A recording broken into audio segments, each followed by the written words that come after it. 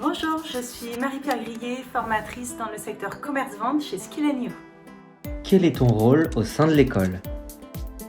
J'exerce différentes missions. Tout d'abord, la conception et l'actualisation des cours. Je veille à ce qu'ils soient conformes au référentiel de l'éducation nationale et je les illustre avec des exemples récents issus de l'actualité. Ensuite, je réalise 10 heures de permanence téléphonique par semaine, au cours desquelles je suis disponible pour répondre aux questions des élèves par téléphone ou pour s'entraîner aux épreuves orales en visio. J'anime également des classes virtuelles et comme tout enseignant, je corrige des copies. Quelles sont les matières que tu enseignes? J'enseigne le management, le droit et le marketing, des matières communes à toutes les formations commerciales, du CAP au bachelor. J'enseigne également la gestion et la comptabilité en BTS. Quel a été ton parcours avant de devenir formatrice? Je suis diplômée d'un Master 2 en management d'une grande école de commerce, ainsi qu'une licence littéraire de la Sorbonne. Durant mes études, j'ai exercé différents emplois étudiants qui ont été très formateurs pour moi, que ce soit du street marketing, des sondages ou de l'événementiel sur les salons professionnels. Je suis convaincue que ces petits boulots sont nécessaires pour comprendre le monde du travail. Ensuite, ma première expérience professionnelle a été le poste de responsable adjointe d'une agence commerciale en B2B et en B2C.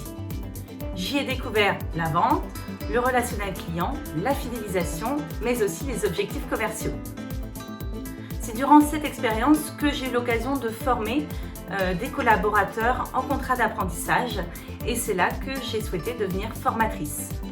J'ai démarré comme professeure d'économie-gestion en lycée, puis par la suite j'ai enseigné en école de commerce avant de rejoindre Skill & You.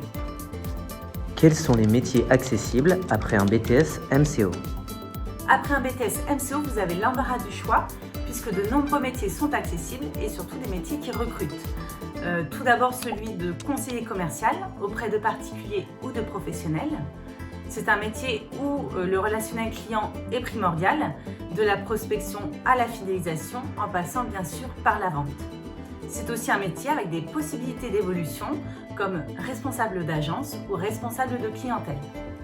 Sinon, de nombreux métiers de la grande distribution sont accessibles, comme celui de chef de rayon en magasin ou d'acheteur B2B auprès de fournisseurs. Le BTS MCO ouvre également des portes auxquelles on ne pense pas forcément, comme agent immobilier ou encore chargé de clientèle bancaire. Quelles sont les qualités indispensables pour travailler dans le commerce? Déjà, comme dans tous les secteurs d'activité, je pense qu'il faut aimer ce que l'on fait, avoir la niaque, avoir envie de se surpasser. Ensuite, être sympathique et empathique envers les prospects et la clientèle, tout simplement aimer les gens. Et enfin, être rigoureux et organisé pour gérer tout l'aspect administratif et contractuel. Quels sont tes conseils clés pour bien réussir sa formation à distance? Alors, j'ai été moi-même élève à distance durant 3 ans à la Sorbonne et mes conseils seraient premièrement de bien se connaître, savoir si on a une mémoire visuelle, auditive ou kinesthésique. Savoir également sur quel créneau horaire on est le plus productif, le plus performant. Est-ce que c'est le matin, l'après-midi ou le soir? Ensuite, par rapport à cela, se faire un planning hebdomadaire avec le volume d'heures consacré à la formation. Par exemple, 5 modules de 4 heures.